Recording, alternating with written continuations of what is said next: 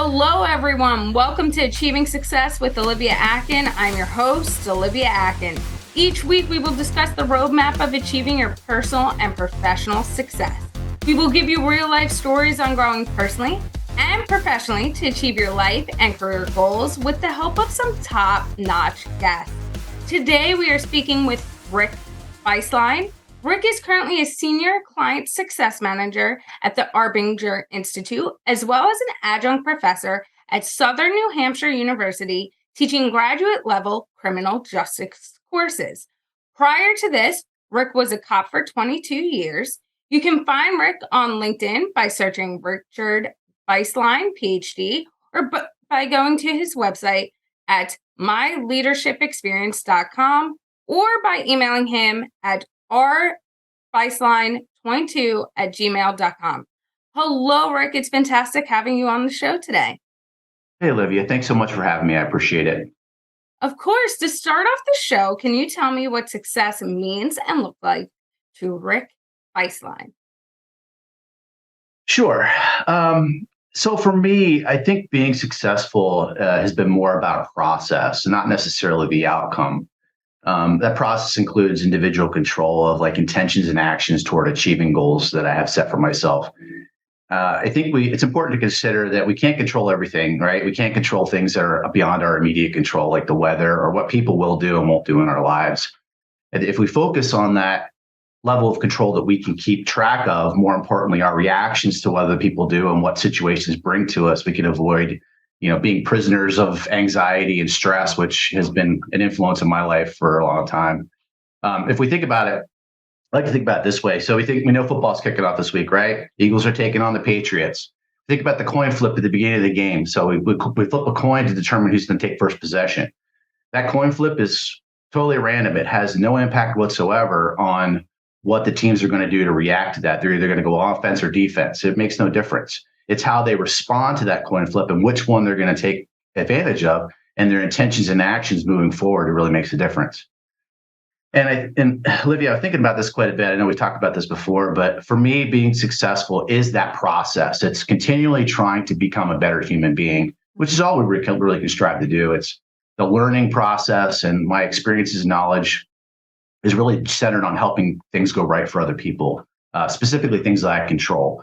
And I think in my career as a police officer, the very early on, I was all about going out, locking the bad guys up, taking people to jail, taking dope off the street, trying to save the world, right? And then I hit a point in my life, which I know we're going to talk about a little bit later, where I lost that edge where, stress, anxiety, things that took over for me, and, I lost my way. And it wasn't until I realized that my intentions and actions needed to change and my mindset needed to change, where I want to focus on helping other people and focus on supporting and those around me and trying to do the best I can do and be the best human being I can be. And to this day, I think my measure of success is whether I helped at least one person each day, personally, professionally, or simply considering the humanity of other people. Because, we all have challenges, hopes, dreams, et cetera. But simply acknowledging those things in a person can really go a long way. We have a short time in this world, right? Death is always around us. Death is there every single day. And, my stoicism in me, my stoic philosopher in me says that I have to keep that at the front of my mind, because tomorrow could be gone. So I have to live for today. And I think that's what really matters to me is, that process and continually trying to be a better person. I love that. And it's funny because recently a lot of people have been turning the question on me when I go into rooms.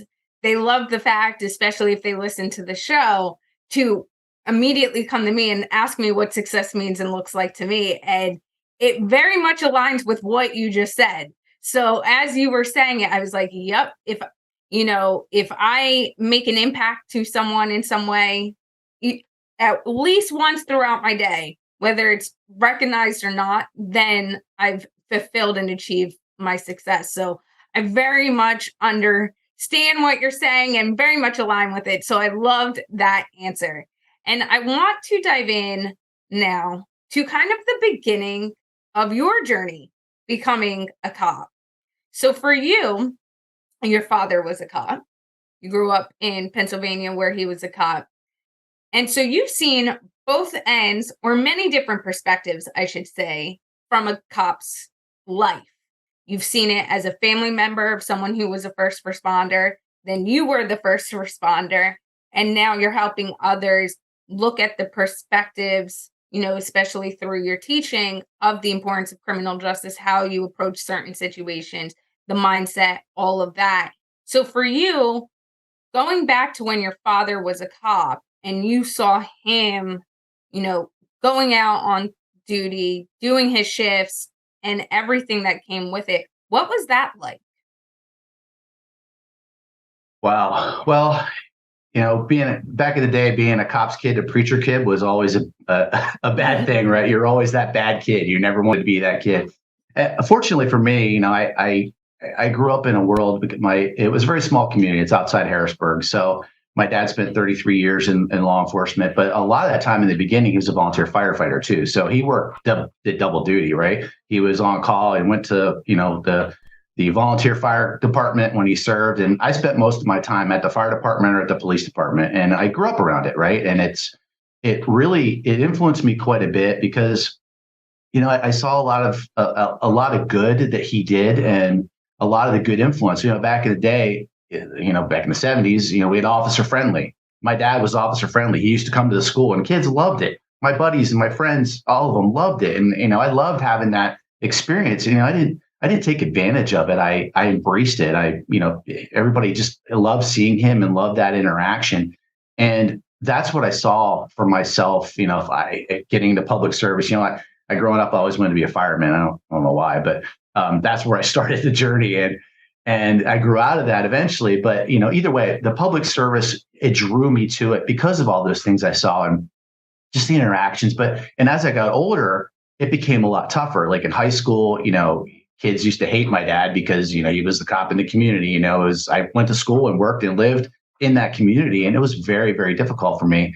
But mostly it was good because, even though they didn't like the police, because everybody, doing whatever they were doing, they still respected him and they still respected the authority that they had back then. And it wasn't out of fear. It was because he cared about the people he served. And he loved his job. He loved the people he worked for, worked with, and he grew up through the ranks. He became chief of police before he retired. So it was a real inspiration for me to really to move that needle in my life and decide that public service was the thing for me. And before we move on, because I have two follow-up questions to that, but one really resonated as you were speaking, because I know a lot of police officers and first responders myself, and especially within the police department, you really see kind of two different ends of the spectrum. A big chunk of officers do not live, and especially once they have children, do not live in the town they police. So you get that small group of individuals who go, yep, this is the town I want to raise my kids in. I police here. We're going to stay here. But a lot of them, especially recently, I feel like, go the route of not wanting to live in the same exact town they police, whether it's right over that township line, they don't want to be in that environment. For you, you know, I also have those friends who do live in the town they police or right on that line and grew up in the town they do police.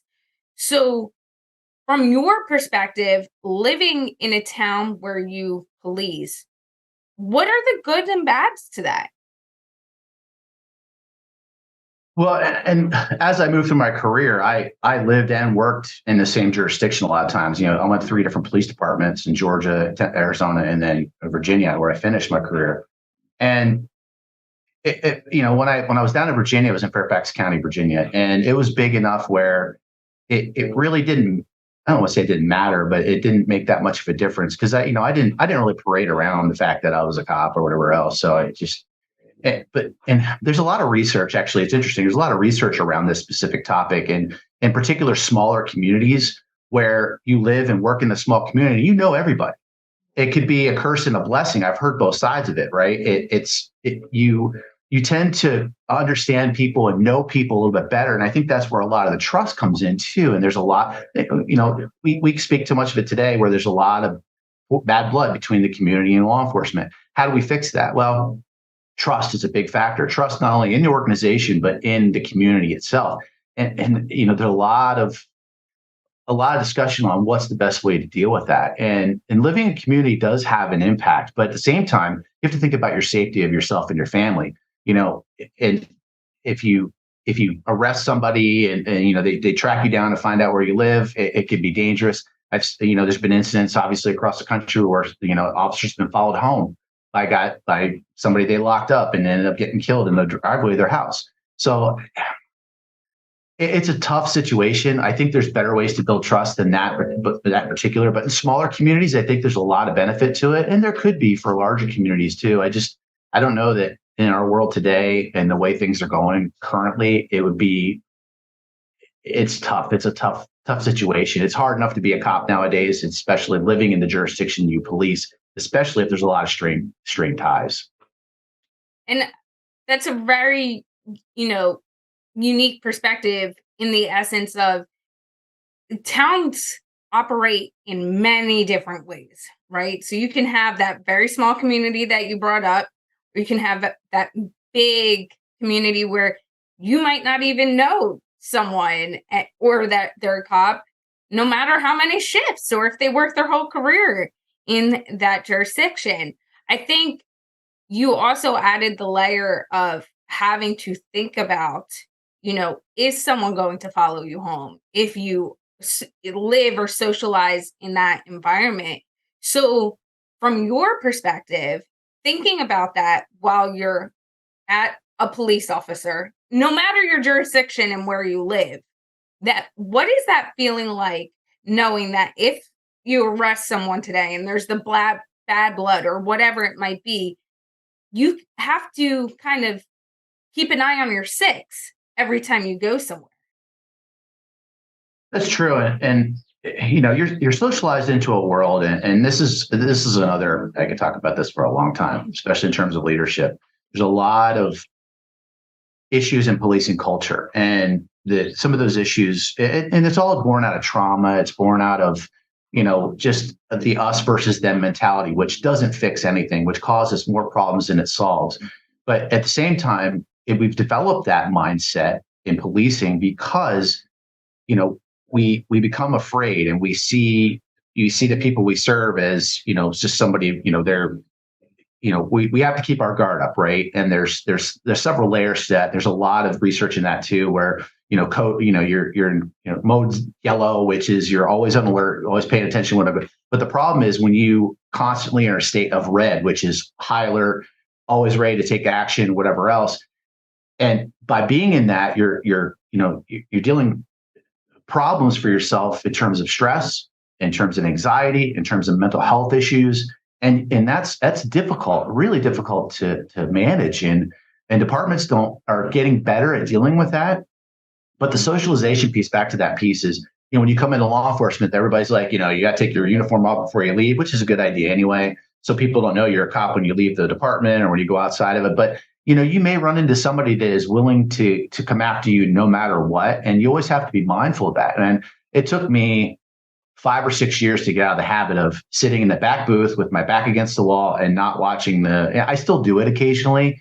I don't do it as much because I'm not in that high state of alert, but that has damaging impacts on people. And it also relates back to the degradation and trust, and because you're always in that mindset, you're always going to see people as objects to you, and you're never going to consider the humanity of other people and the problems that they're facing. If you're always up on high alert, you can always bring it down a little bit, but some people can't deal with that. We all handle stress differently, right? We all have problems at home that we're facing that we bring to the workplace, and it has so many influences. I mean, there's so many avenues here to explore, but it's tough. It's a tough situation. It's something that we have to deal with better than we are today. And for you, you spent, like you said, 22 years working in the police force. And that does play a role in your views and how you handle personal relationships.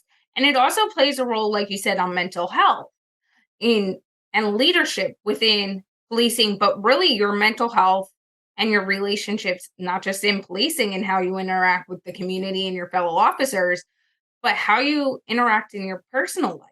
So I want to first touch upon the aspect of, you know, letting your guard down sometime, able to transition from being on shift, and how then over time, like you said, your mindset starts to shift in your personal life, and how that has played a role for you, as well as what your advice would be to officers now who, because we talked about this a lot. I've had officers where I've had many conversations with them, a longevity of friendships, and they still look at some of the things I do of that was out of pure kindness, but there must be a motive. There must be something going on. And you and I have talked about that in depth. So for you, what would you say that has played a role in your relationships, and how have you kind of worked through that yourself? It's funny. I always tell my wife, we've been married for 7 years now, and we met after I left the police department. I said, if you had met me when I was a cop, we would never be married. And it's sad, but it's true. I knew myself in that situation, in that context.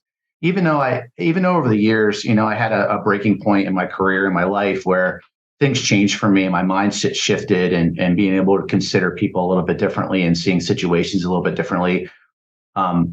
But it's always a part of you. You always carry that with you, because and this is often talked about. It's a big topic for today, and one of the reasons a lot of police agencies now are shifting to a peer model, where they have a full-time peer review team or a peer response team. One of my best friends is on it with Fairfax County, and the fact that they're doing that is amazing. They respond to anything related to where a police officer's mental health or something that's happened to them, whether it be in their life, whether it be on duty, or whether it be they're relieved of duty, or whether they get involved in a shooting, or whether they get in an accident in another state and their family can't get to them or whatever.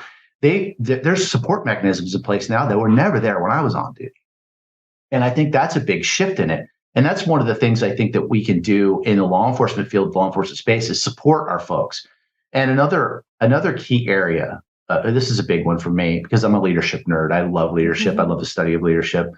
And research and evidence, it points to a lot of different things, but one of the things is so important, and part of it is shifting mindsets, but is the fact that we just don't develop police officers. We don't develop anybody in public safety or in government for that matter. We don't develop people. We spend so much time teaching skills and abilities. I was an academy instructor for a while.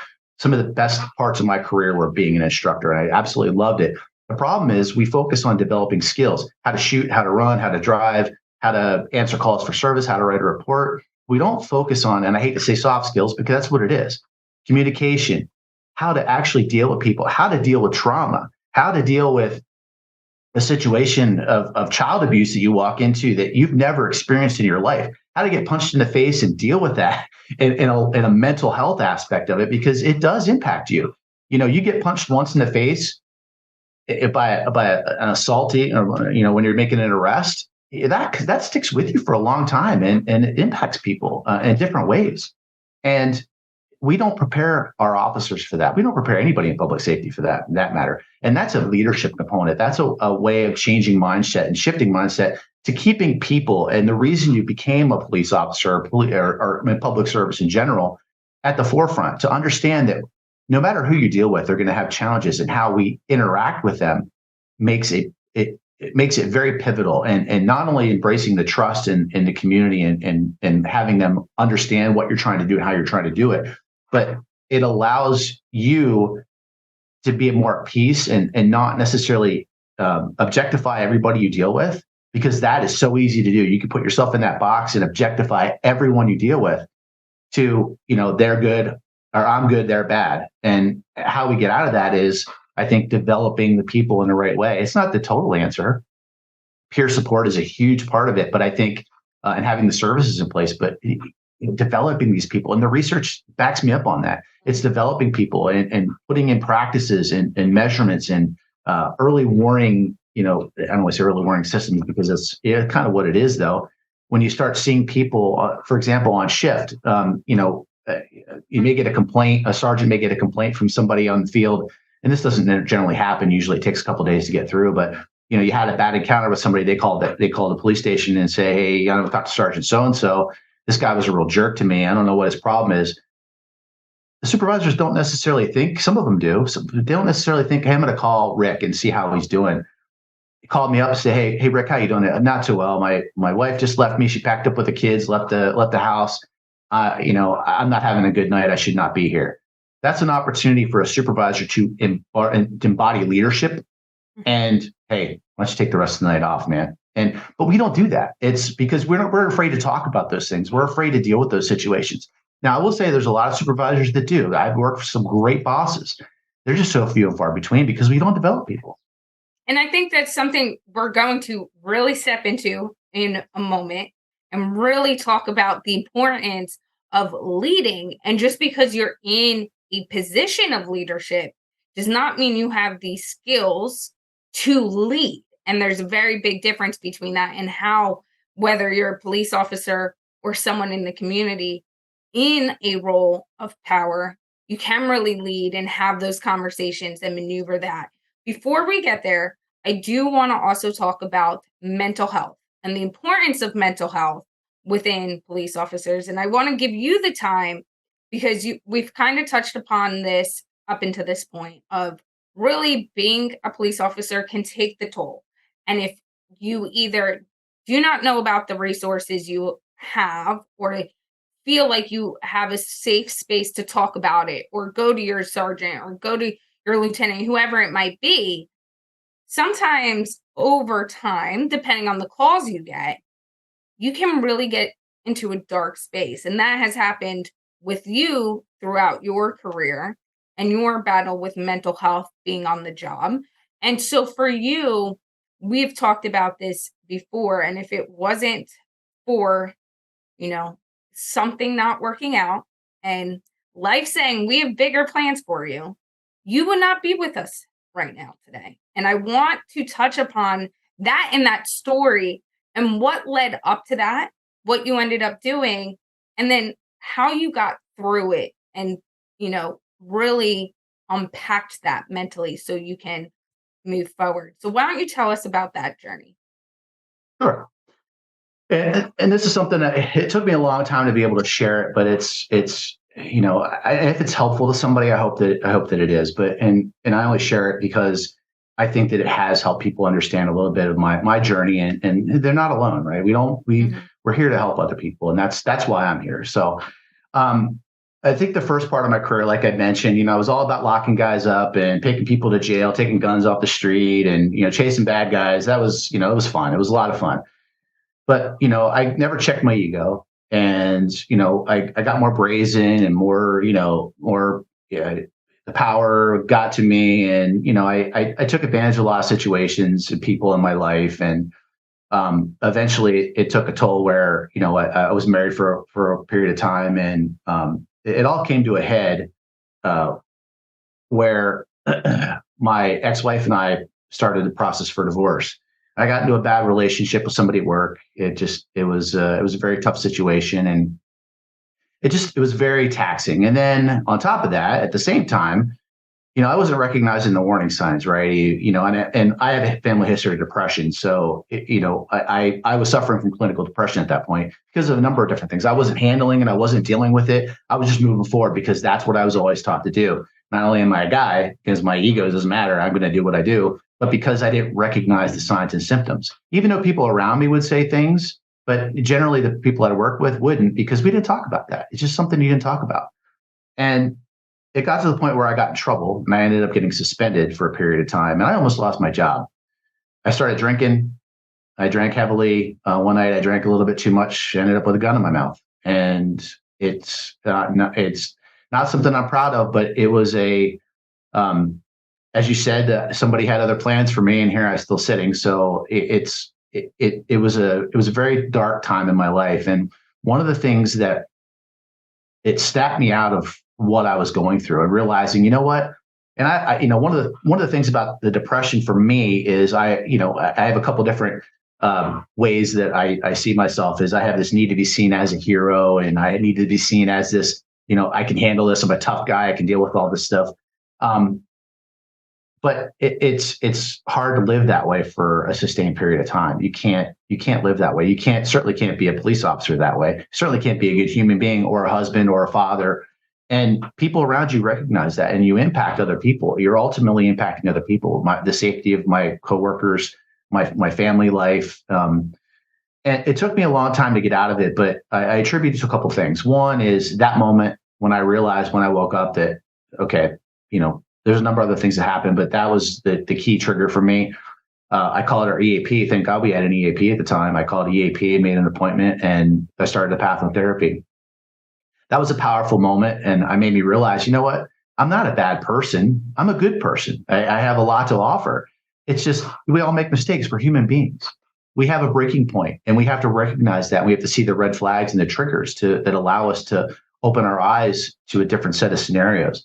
And then the other piece of that is, and at least kind of where my work is today, is I was driving back home. I was living in Pennsylvania at the time and commuting back and forth. It was an hour and a half drive. I was working night shift. I was able to get back on the job, and I listened to audiobooks in the way back, and I was going to school, started going back to school at the time. And I listened to a book that I had by the Arbinger Institute called Leadership and Self-Deception, one of my favorite books of all time. And it enlightened me in a lot of different ways. But number one, the really important thing it did for me was make me see that, you know what? We're all human beings. We all have these challenges. We all have these issues. It's just, I got to think about things a little bit different and realize that I may be the problem.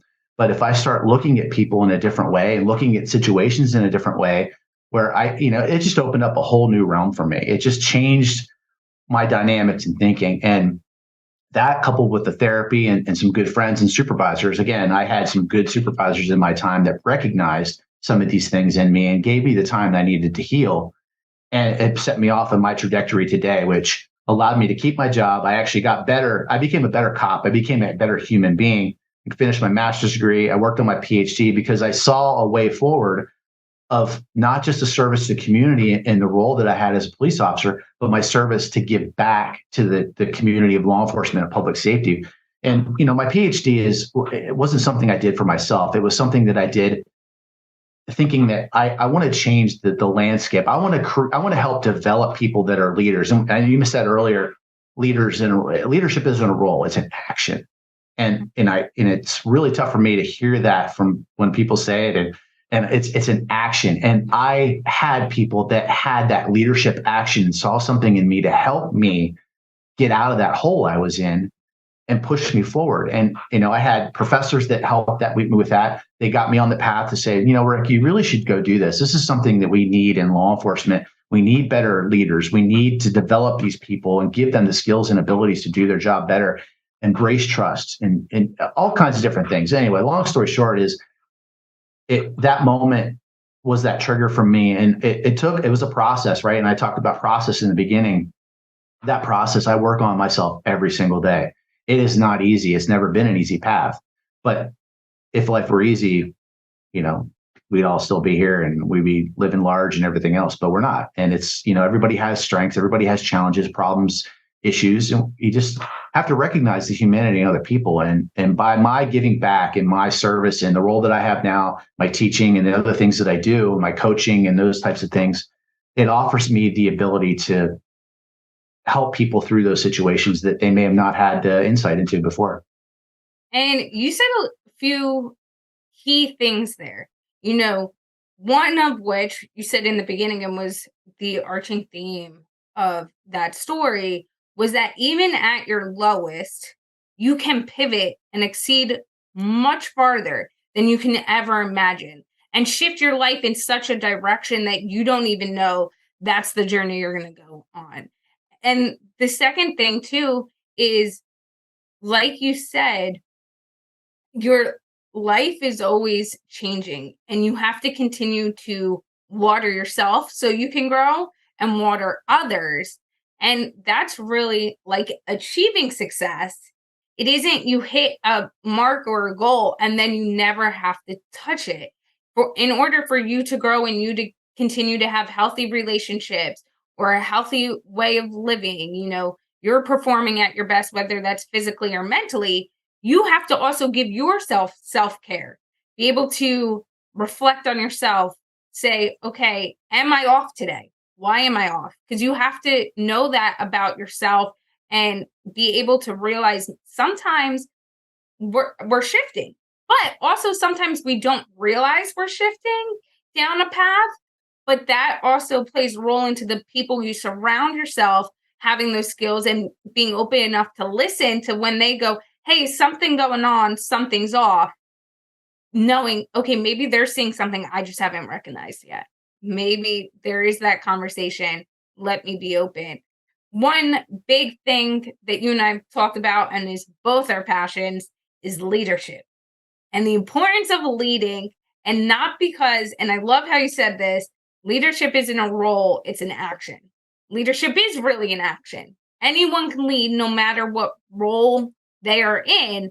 And no matter your role doesn't mean you can lead. There's skill sets involved in that. And like you said in the beginning, it is a lot of soft skills. So for you, and where I want to start with this is, while you were policing, now knowing everything you know and how you teach and what you've learned, what would be some things that if you had the magic wand to now go into a department, any side, and say, this is really from my experience in teaching, these are the things we should really help others grow their tools, whether they're new to a department and just coming out of the academy, or 10 years into their career and want to become chief of a police department? What would be those few leadership skills and how would you implement them? I think there's three key things. And a lot of this is based on research. So, it's not just my opinion, but I think the first thing is, like I said before, we need to change our development practices. Development needs to start from day one when you enter the academy. And like you said, when you take a role, and this is a good point, I love that you pointed this out. When you take this role as a police officer, you are a leader in your community by default. If a fireman, if you're a civic leader, if you're working in a city, it makes no difference. You are in a role to support the citizens of your community. People look up to you for, it doesn't matter what even if you work in the budget office of, the city of Phoenix, where I live, if you work in the budget office, you're still in a leadership role because you are a leader in the community, because people depend on you to budget for the city properly, so the services that you get are up to par. So there's so many opportunities for leadership in any organization, but it starts on day one. And that could be in any organization, but in policing in general, that's where it needs to start. And whatever that looks like, there's so many different ways to go about it.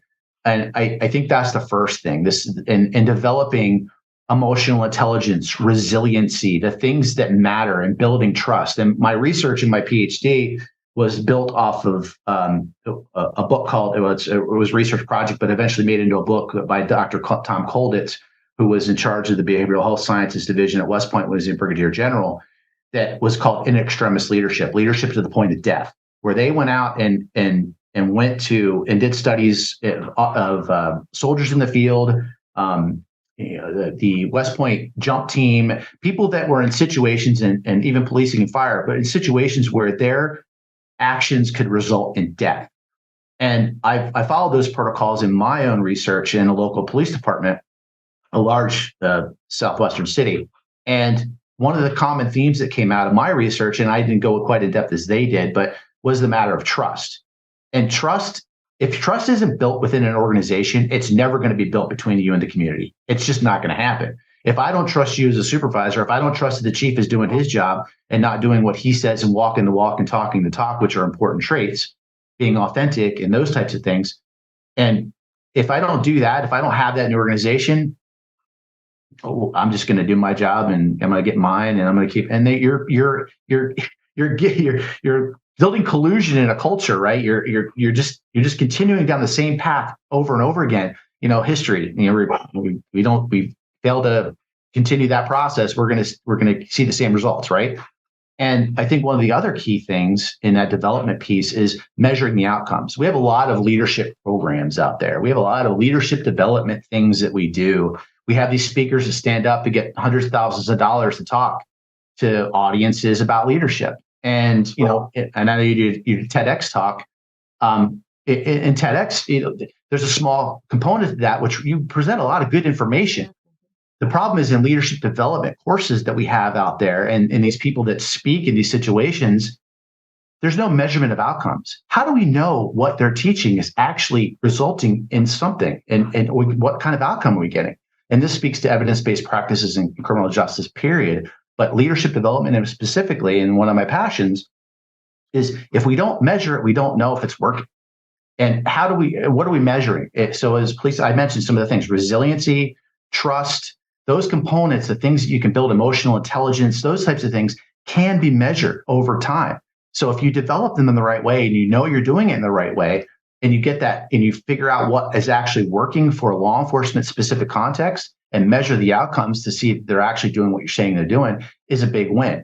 And I think the third and final thing, a part of this whole thing, is the underlying mindset that we have. One of the things that I work with now is basically it's called outward mindset. It's the ability to see others, adjust your efforts and measure the impact that you have on other people. Seeing the humanity in other people, and opening up opportunities and space for you to collaborate, interact across organizational silos, across human interaction between you, your friends, and your family. There's a lot of things to that, but mindset, and I know it's a common thing we talk about these days, mindset, and I hate to say it that way, but it's really a way of being.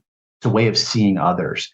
And that is the fundamental operating system. My good friend and colleague, Jack Colwell, talks about it this way, and I think I frame it this well, is our operating system is like your computer, right? If you have a corrupt operating system, it corrupts everything else. If you have a corrupt mindset, it corrupts all your behaviors and your impact on other people. If you have a mindset where you're seeing clearly, you're seeing others as human beings, when you have those interactions and you have those behaviors and you have those skill sets to be and lead those people in the right way and influence them and make them stronger and support them through their process, helping them with their mental health, helping them when they have things that they need, helping them have time off when they want to go see their kid graduate from high school. Allowing those opportunities to exist all come and stem from ourselves and our operating system and that mindset that we have. So I think those are some of the key things that really, I think, from a research perspective and from a practical and evidence-based practice perspective, are the ways to go forward. And one of, I think, my favorite ways you just said something was, if you have a corrupt system, mindset, whatever it might be, your perspective and how you act is going to be corrupt in some way, right? When we talk about it, if you are looking at everything negatively, right? Oh, there must be a motive. They're not doing that out of just pure kindness. Whatever it might be. Then when you respond to that act that someone's doing, how they might talk to you, you're going to respond in a way of, okay, negativity. My tone's going to be negative. How I perceive that action's going to be negative. When you look at it as, when you don't have that corrupt mindset of, oh, wow, this person did something for me. Oh, wow, the way this person took the 2 minutes to ask me if I'm having a good day today or if everything's okay. Whatever it might be. Now it's that person did something out of their way. It's a positive. Let's move forward. Answer it. Your tone's different. How your body language is going to be different. The path that conversation could go can be two very different sides. The negative side, you can get into a confrontation. You can burn bridges, like we've been saying throughout this. That positive side, you could build bridges. You can have a good conversation. You can get information about someone too. When we talk about policing, when you look at it as someone could be more positive than corrupt, you end up having a conversation where someone lets their guard down a lot faster and is able to feel like they can trust you, which you should all not fake this. You should genuinely, let me stop there and say that we should not do this just to work someone, but it will allow them to open up to you and have that conversation and probably let out more about them and their surroundings and experiences than you could have gotten in other ways. And I think in the world of leadership, we don't ask enough, whether it is in policing or it is in other environments, of just how are you doing today? How are you? And I think that one question can hold so much power because, like you said, if you're not doing well, or especially in policing, and you're tired or you're having a really bad day and you have to respond to a call, especially a hard call where you don't know what you're rolling up to, and you can really escalate a situation and put not just yourself but others in harm's way. And I think one thing you really touched upon in the beginning as well is we in within the government, different departments, there has been a stem on kind of that siloness of, we're going to build the hard skills you need, which are very important, but we're not going to teach you how to interact with others, read the body language.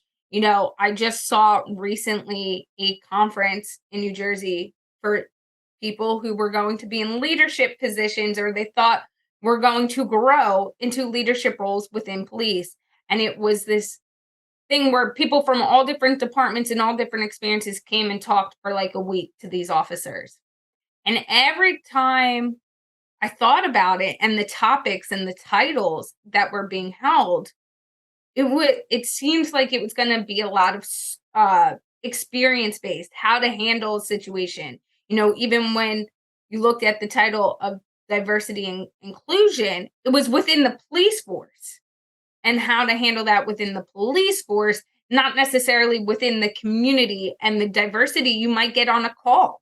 How to talk to people of different education levels, different backgrounds, different experiences. And I think that's really important. What are your thoughts on that?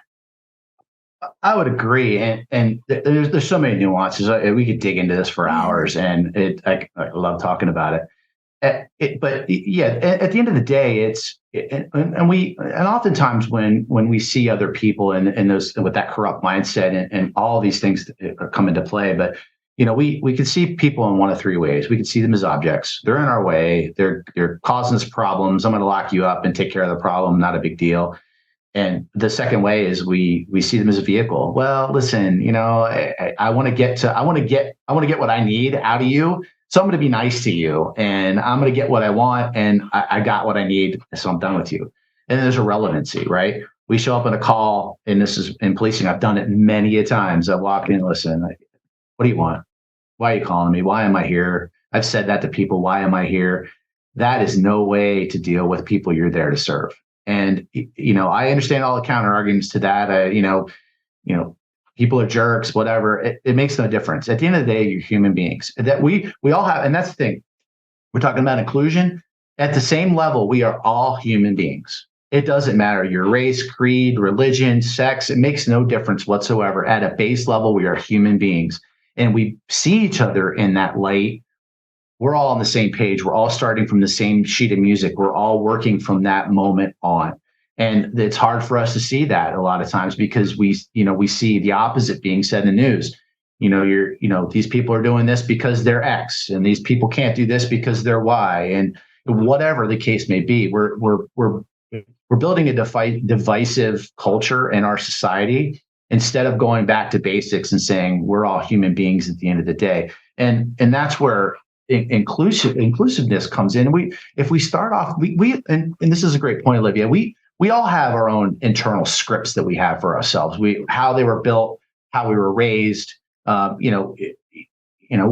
things, events that have happened to you in your life. And, I've got a script that I have to fight all the time. And I have to really sit and think about it when I'm talking to somebody. Am I thinking this because this person is whatever? Or is this because of a script that I have that says that this is what you are, and that's not really what you are? I have to take a step back and realize, what? You're a human being with needs, problems, challenges, hopes, dreams. And once I see that, it opens up all these opportunities to, engage, collaborate, break down those silos you talked about, but also relate to people. We don't talk. I talk to my neighbors, but very rarely anymore. I mean, back in the day when I was a kid, we used to leave our door open. We used to leave our door unlocked. I had my friends come over, they would just go in the house. We could do that. And my dad was a cop and we left the door unlocked. That's like, I would not I would walk out of my house without my doors locked because my dogs would take care of it. But although they would probably run to the other room too, but either way, but I don't know my neighbors like I did when I was a kid. And that's a sad state of affairs. And it's my fault because I don't take the opportunity to engage with them. And we don't have those opportunities for this, or we don't make those opportunities, I should say. And the same is in public service. If we aren't doing the work at home, if we aren't cleaning up our house, if we aren't cleaning up our home and our relationships at home, it's going to come to work and impact us there too. So there's that as well. And you brought up two things that resonated stories as soon as you said it, pure examples of these two things. So the first story, when you say sometimes you show up to a call, you're not on, you've had a long shift, your shift's almost over, and you're like, why am I here? What am I doing? A few weeks ago, I was home. My parents were here, and 3 a.m., the front door, like pounding, like you thought it was going to come off the hinges, banging like 5, 6 times started happening. Woke everyone up. The dogs, because I have dogs too, started going nuts. Look out the window, can't see anyone, but like obviously something just happened. And so we're now all on high alert. We're looking out the other windows in the house, make sure no one's surrounding before going outside. And then we're shook up. Our neighbors, we see it kind of starting. By that point, my father, who is almost 70, I joke with him. I'm honest with his age. He's closer to 70 than 60. So we're going to go with that. But you don't mess with him. My parents, my mom's also getting closer to that age, but they run. My dad could do a 5-minute mile, 6-minute mile if he wanted to. So like, listen, you don't want him chasing. And so we knew it was safe outside, and we see 4 houses down, we hear the same thing happen because now we're awake. And that house, we know our neighbor is in hospice. So what that must be like mentally if you're getting woken up to that. And so my dad goes outside and starts running after the car. And my mom calls 911. The police arrive. Now, I didn't know my mom called 911. I'm thinking it's a Saturday night going into Sunday. Might be some teenagers who think this is funny, but you never know, especially in today's climate, what that could be. So they end up calling out of pure like nervousness because they had seen it happening to other people on the street. Is this person going to break into the house? They also what I left out is that same car about 30 minutes later drove back onto our street. So it was like, are they going to try something again? We called the cops. 2 units roll out to our house. At this point, it's like 4 a.m. And the one cop is really sincere. He's like, we'll go look, we'll go do a sweep. And even if it's kids ding dong ditching, we will, tell them, hey, maybe not a great choice to do this. And whatever. And the other cop is sitting there going, they didn't break in. So what does it matter? Like, why are you calling me here? And I'm looking and I'm laughing because I'm like, yeah, I'm pretty sure it was probably just 17-year-olds. But you never know. And if they had come and my parents were not here, I might have been here alone. And that would have been and if they got in and it was a different situation, that would have been very scary. And then you have a lot shorter time span to react and respond, and you never know what those actions could lead to. And so I totally understand. And sometimes in that moment, that police officer, you could tell, because I was reading the body language as you and I very much discuss. I'm a big person on emotional intelligence and leadership. And I could notice that officer was just tired. He was drained. His shift, I know the time our township shift changed, and it was changing within 2 hours. So at that point, he's already going, I'm done my shift. I have to write a report now. I have to do all these things. I just want to go home. And I'm going, you're dealing with 2 people who are just genuinely scared and want to be reassured. They weren't going to, press charges. There's nothing to press charges on. They just want to know that you have their back in that moment and that everything's going to be okay. And so sometimes it's talking like that. And the other thing that resonated with me is when you were talking about, back in the day, you left your doors unlocked. Everyone could come and go, which was very true. Growing up, I'd walk into my friends' houses. My friends would walk into my houses. There was time when we had a pastor's kid living down the street from my house, like literally at the corner, but on the other street. And as we grew up, whenever his dad was working or his mom was working, we'd all hang out, play in the street, do whatever. But if no one was home, my parents always was like, you could come over. Well, one day I walk home, I had my license. I was already 17 at the time. And I walk in the door and it's like 8 o'clock at night. I came home from a practice and he's sitting, just hanging out with my parents. And I'm like, wait, you're here? And they're like, yeah, he showed up to hang out with you and your sister. You guys weren't here. And my youngest sister was home at the time. And he's like, I'll just talk to them until you guys got home. And they ate dinner and they talked. And so it is very much a different environment. And I think, we've lost some of that genuineness because of that, because people aren't just walking in. But Rick, how can people get in touch with you if they want to connect with you? So the best way to get in touch with me is LinkedIn. I'm on there all the regular. So the best way to just reach out and message there, or can send me an email at rick@myleadershipexperience.com, which is my website, my coaching website, or rbistline22@gmail.com.